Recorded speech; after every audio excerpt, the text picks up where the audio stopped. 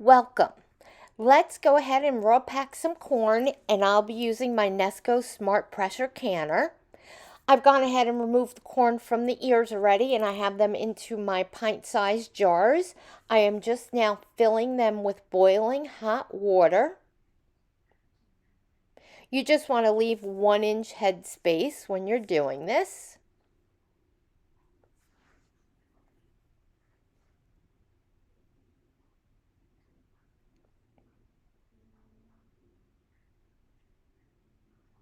Then once I have those filled, I'm going to go ahead and just remove any air bubbles. I misplaced my wand, but I'm using a chopstick, which works perfectly fine. So we'll just go ahead and go around those jars, just making sure that you don't have any air pockets in there.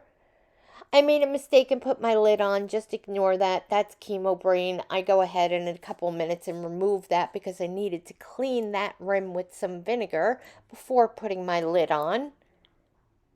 And just excuse any of my videos. If you do see any little oops here and there, I do have really bad chemo brain. It's been super frustrating and kind of hard dealing with.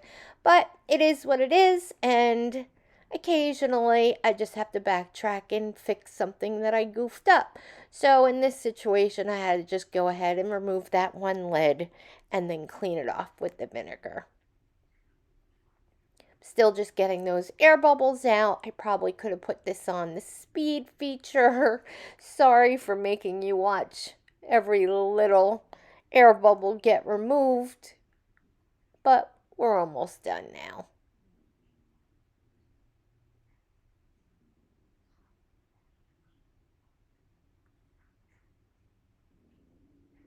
Alrighty, so now I'm cleaning off those rims with some vinegar.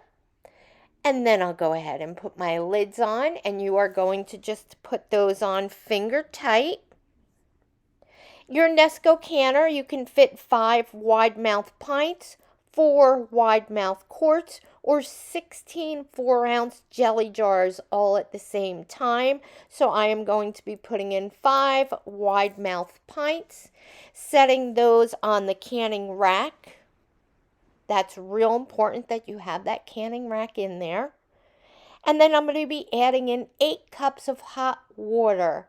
And that's important too, that you're using hot water, because my corn was cold when I put it in, but I put in boiling water. So now kind of the temperature of my jars are warm.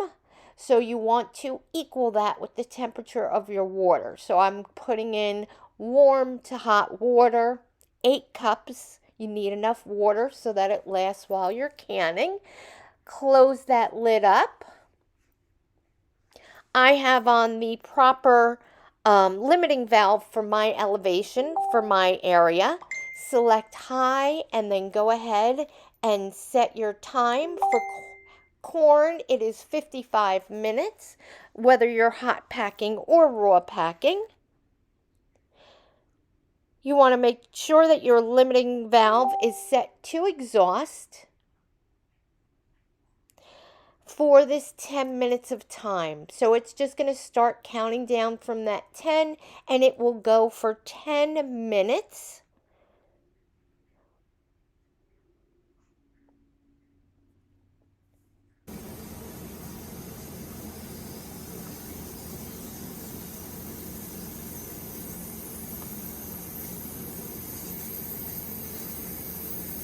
Once it's counted down and it reaches the 0, it's going to beep once. Now you need to make sure you take that pressure limiting valve and set it to airtight.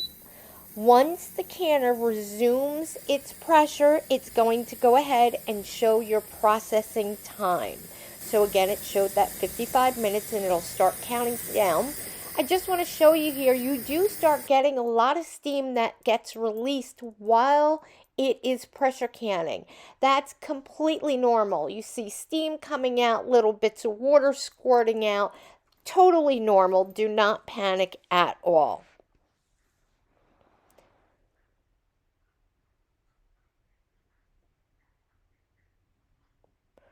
Once you're completed, your canner is going to beep 3 times and the word off is going to be displayed. Now you want to go ahead and unplug your canner and then let it sit for at least 1 hour before you go ahead and remove your jars. And remember, when you remove them, they're still going to be hot. So use your, I don't know what the name of this is, but use that handy little tool to go ahead and remove your cans from your canner because, like I said, they are piping hot still. And looking beautiful already. I'm so excited for these.